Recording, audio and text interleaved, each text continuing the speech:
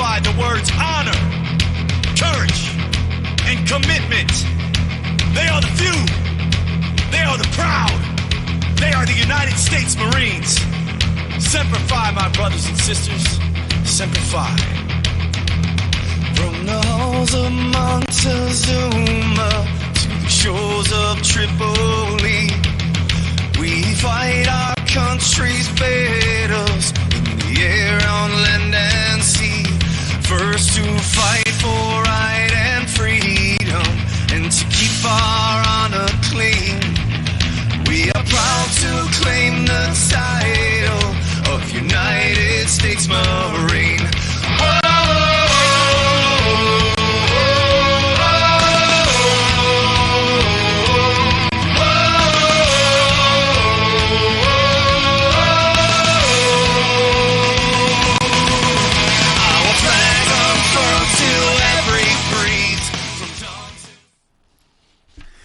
Good afternoon, folks. You have tuned in for the second week in a row to see the most good-looking Marine recap things in a very pleasing baritone. In case you were confused, the most good-looking Marine is me. My name is Mike Martioski.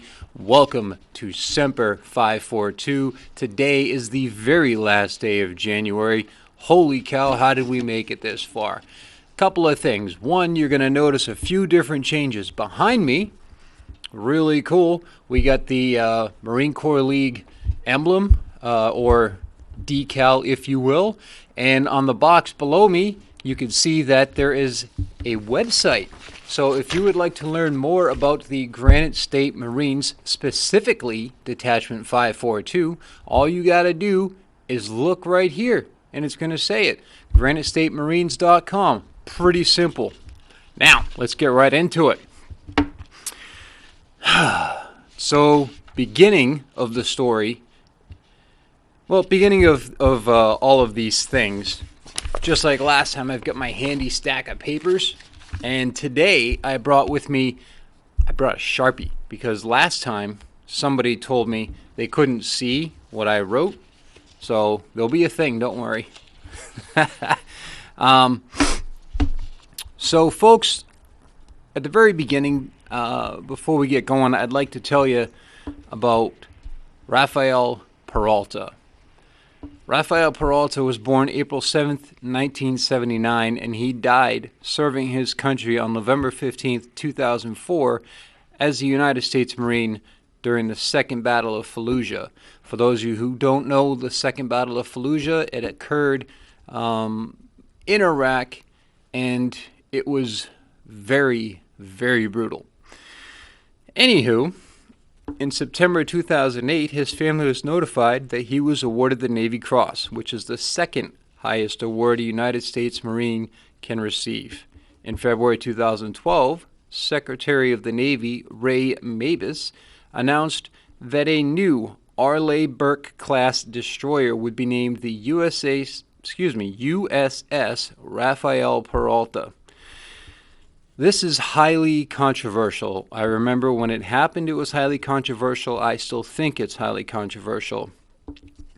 To find out why, you're going to have to stick with me to hear the rest of the story. So, first item on the agenda today comes to us from the country of Jordan. Now, I'm sure those of you who have been paying attention, those of you who do not live under a rock, or those of you who do not live in a bunker preparing for the boogaloo to start while you stockpile weapons, and you know who you are familiar with what occurred this past Sunday in Jordan. I don't have the exact time that it occurred. However, on January 28th, President Joe Biden said the U.S. shall respond. Shall respond. That's a direct quote. After 3 American troops were killed and dozens more were injured in an overnight drone strike at a U.S. installation near the Syrian border. So for those of you who don't understand, the installation is a tower. They actually have a nondescript name for it. However, I'm just going to refer to it as the tower. So this tower looks like a a radio control tower. It's got satellite dishes and stuff, and there's a lot of other stuff that goes on there. A drone strike occurred while a whole bunch of these troops were sleeping. So that's the wonderful thing that we're dealing with. Anyhow, so like I said, the president said the U.S. shall respond. Well, actually, that's not what he said. What he said was along the lines of naked chicken boy. And then he turned sharply and wandered right towards the spinning propeller blades of the helicopter that was waiting for him to take him to a fundraiser, while Kamala just kind of laughed. A quick-thinking and fleet-of-foot Secret Service guy used the huge fishing net known as the Joe Grabber to capture and redirect the confused president back to his helicopter. He then released some kind of word that allegedly blamed the Iran-backed militias for the attack. According to the U.S. official that I will not name, the number of troops injured by the one-way attack drone rose to at least 34. Perhaps if we had actually done something instead of saying we were going to do something, I would not have had to write that joke. And just so you guys know, I do not only pick on the president, I also pick on everybody else who I feel the need to make fun of. So Republican, Democrat, Independent, doesn't matter. If you're out there in the news and you do something that I think I can make fun of, I will certainly do that. Anywho, moving on. According to Marine Corps Times, one of my absolute favorite places to grab news from. According to Marine Corps Times, the Marine Corps' Japan-based force finally has a new general in charge. Lieutenant General Roger Turner took over the strategically important 3rd Marine Expeditionary Force, or 3MEF, from Lieutenant General James Bierman in a ceremony Friday at Marine Corps Air Station Futenma, Okinawa, Japan. Now, I don't know if it's Futenma, Futenma, it's a tough one. It's only got 6 letters. Well, 7, but it's tough. Anyway, during the ceremony, Turner's cousin Timmy was seen wearing a bright pink hat and conversing with a green milk container and a pink straw. My sources tell me these items have names and that cousin Timmy is also the last recruited MCRD parasailing to try fast roping without a helmet. The fact that he is 49 years old explains more than a few things. Anyways, 3rd MEF, which is headquartered in Okinawa and has troops stationed throughout the Indo-Pacific, has its central focus, is a central focus of the Corps' ambitious modernization initiative, which is in part aimed at countering the Chinese military. One of the service's 3 main forces, it is composed of approximately 27,000 Marines. So, for those of you who understand, that is a lot of poncho rides in a Category 4 storm, or a lot of floor buffer rides on a routine Friday night after a couple of bottles of beer while in the bricks. Man, the jokes just aren't landing. You know what it is? I normally have a guy who's back there behind the camera. You guys can't see him, but I usually have a guy back there who I look at him and it helps me with the delivery of my jokes, but he's not here today. So I'll keep plugging along. Well, let's see. What do we got next? Why don't we talk about the Marine Corps League for a minute? You know, this is a show about everything in the Marine Corps League and the Marine Corps. So let's talk about that. The 2024 National Midwinter Conference is upon us. Holy cow. And according to the guy that paid me 3 million watermelon seeds, none of which sprouted, by the way, Steve, I want to give them back to you. Yeah. To discuss this, it is the best thing to happen to Arlington, Virginia, since some dudes got in a fight that one time that resulted in that one thing.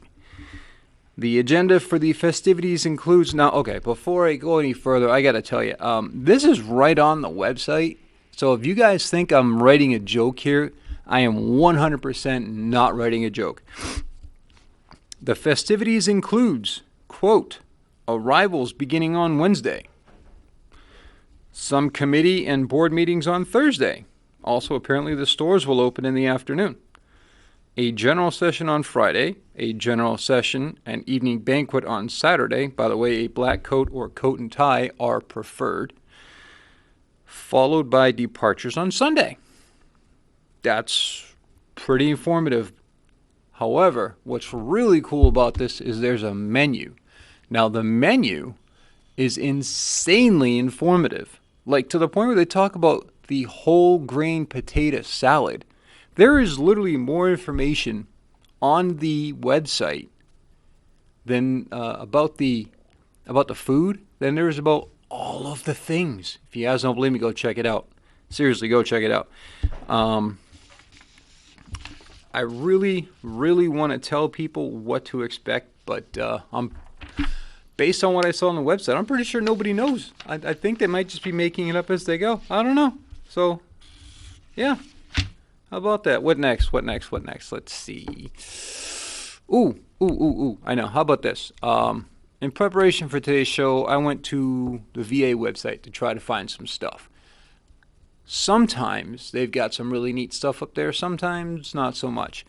The stories I found were all from last year, and the most recent news article was from late December. So they're only off by about a month. This proves once again that not only is the VA constantly behind the civilian world when it comes to healthcare, but apparently they can't even make up the news like the rest of the country. Oof, tough. Anyway, I wrote this one down because it's important, and I underlined it to remind myself of how important it is.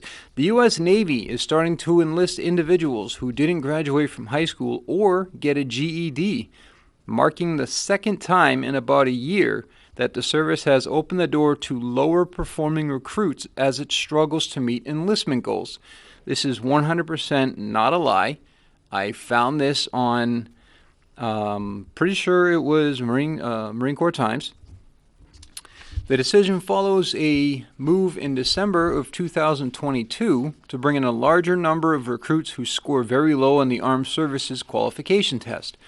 Both are fairly rare steps that the other military services largely avoid or limit, even though they are all finding it increasingly difficult to attract a dwindling number of young people who can meet the military's physical, mental, and moral standards.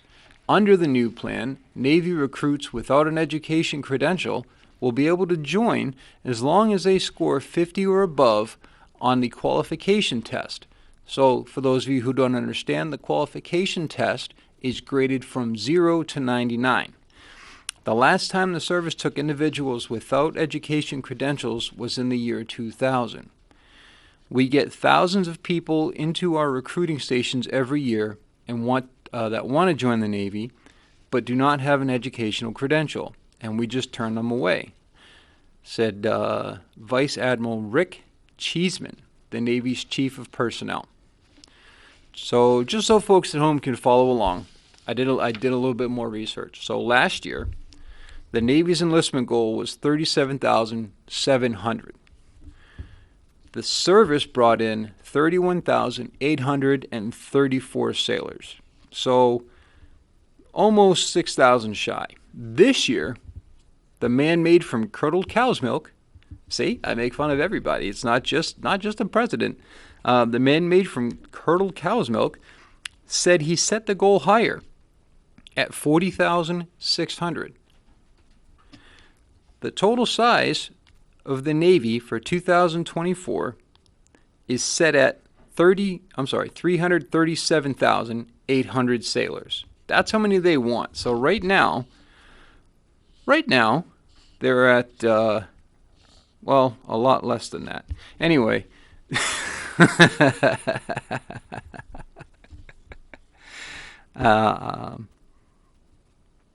I need these sailors. So it's a stretch goal. We're telling our recruiters to go out to get 40,600 people to join the U.S. Navy.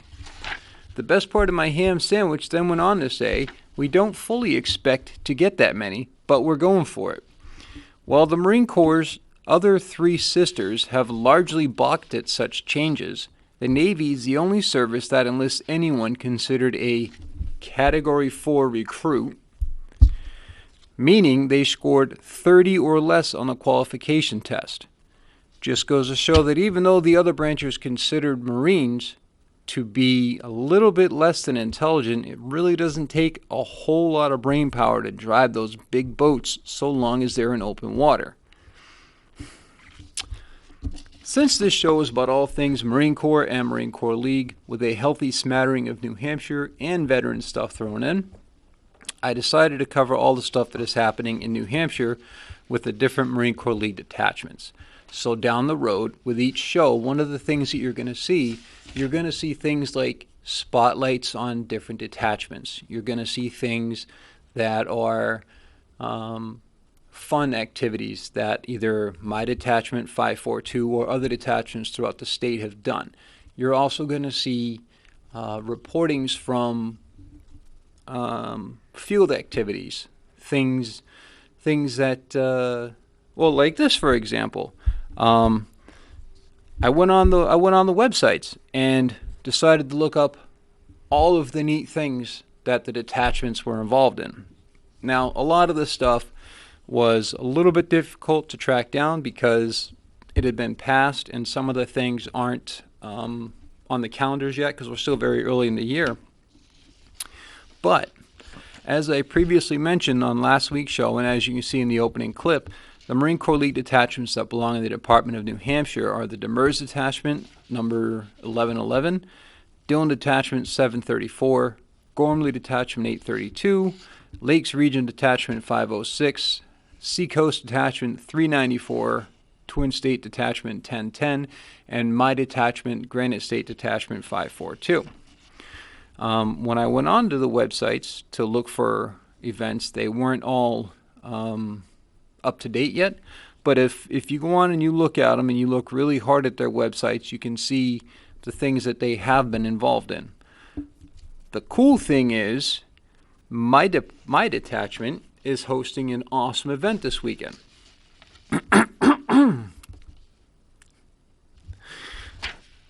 Help support New Hampshire Marines, veterans, and community by stopping in at the Lebanon Poker Room and Casino between 1/31/24, which is today, and 2/3/24, which is in a few days from now. Granite State Detachment 542 will receive a sizable percentage of the proceeds, I almost said protein, from all revenue of the following games: Lucky O'Reilly, Drop and Lock.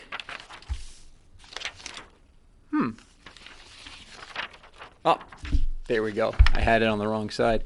Blackjack, Roulette, and Poker. Granite State Detachment 542 will be making donations throughout the year to worthy New Hampshire causes from the proceeds. It is a great weekend to have some fun, play some games, and support New Hampshire.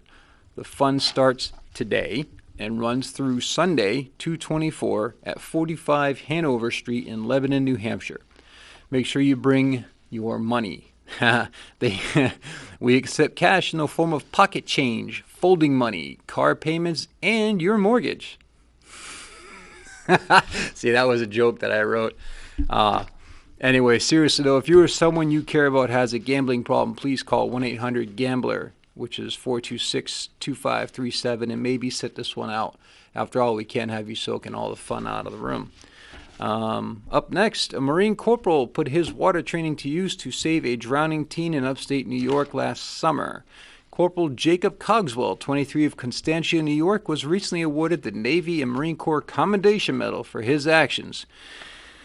On July 5th, Cogswell, a machine gunner with the Camp Lejeune-based 2nd Battalion, if you guys really knew how difficult it was to read this, turn it, and then speak it, you wouldn't be laughing. So this guy is part of 2-2 and is deployed with 4th Marines over in Okinawa. Basically what happened was he was on a boat with his girlfriend and their family. He saw this guy having a hard time, called out to him. The guy didn't respond, so he went in the water, put the guy on his back, brought him to the boat, and after making sure he was okay, he brought him ashore, which is pretty darn good. Once there, the guy signed up with the Marine Corps recruiters who were waiting for him because he had, quote, already passed his swim qual. That's a joke for those of you who went through Marine Corps boot camp and remember what it's like to do swim qual. Anyway, Cogswell, who lived in the area, said he knew a strong current flowed where the teen was swimming. I instructed them to pull the boat closer, and we tried verbally asking him if everything was okay or if he needed help. So, the 2nd Battalion Commander, Lieutenant Colonel Andrew Nicholson, presented the medal to George Jetson's boss during a January 12th ceremony at Camp Schwab, Okinawa, or as many of us call it, the worst base on that island. For those who are not aware, the Navy and Marine Corps Commendation Medal honors those who demonstrate heroic or meritorious achievement or service. That is according to the Navy Awards Manual. Cogswell attributed the rescue success to his Marine Corps training. So that was a feel-good story. So that's going to lead into what I wanted to discuss regarding going to the gym, lifting weights, physical training, all of that to feel good as it pertains to mental health. So, for those of you who don't know, there are 4 major feel-good chemicals in the brain. Serotonin. It helps to balance the mood and promote feelings of well-being and reward. How do we use that? Well, we start by being kind to others and ourselves. We spend time outdoors.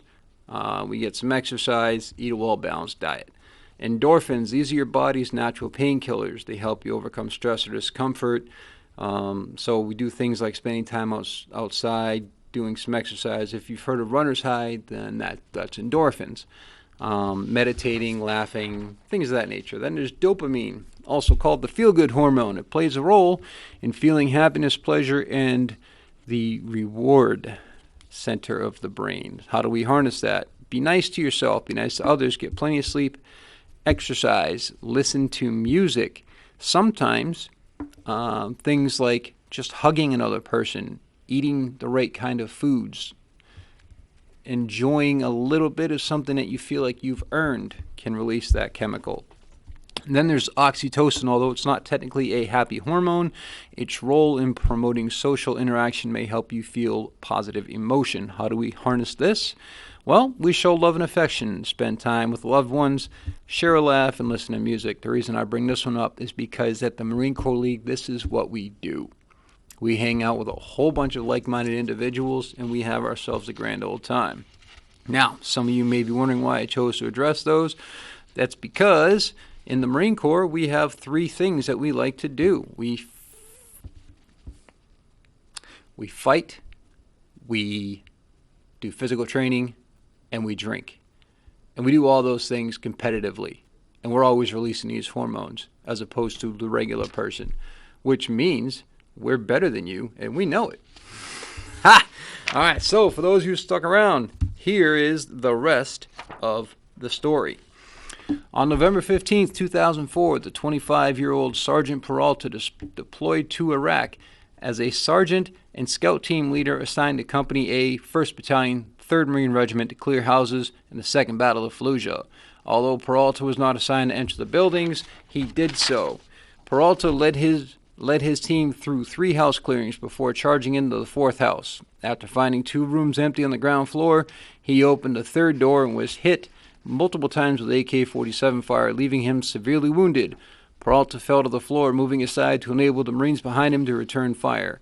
The insurgents threw a hand grenade at the Marines, and the 2 Marines with Peralta tried to get out of the room but could not. Still conscious on the floor, despite his wounds, Peralta reportedly pulled the grenade under his body, absorbing most of the blast and shrapnel. He died instantly, but saved the lives of his fellow Marines. Marine Division Commander Lieutenant General Richard Natonsky recommended Peralta for the Medal of Honor based on reports by 7 Marines present or nearby when he died.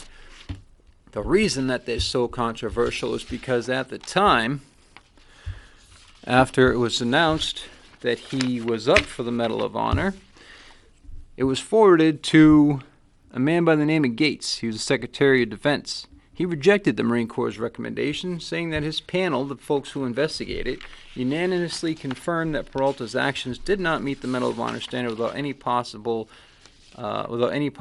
of error or doubt. So that is unfortunate. So tonight, before we leave, I'd like to say these last few weeks have been trying.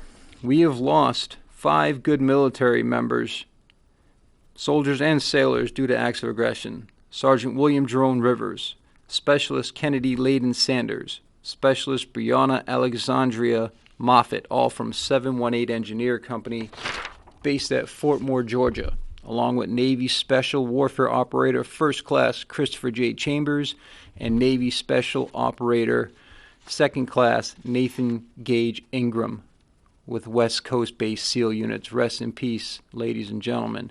Join me next week for our spotlight on Marine Corps League Detachment 542, where my guest will be Gary Gahan, who is the commandant of the detachment. Until then, Semper Fi, and by the way, I did bring a marker, so now you guys can really see the cat that I was able to draw.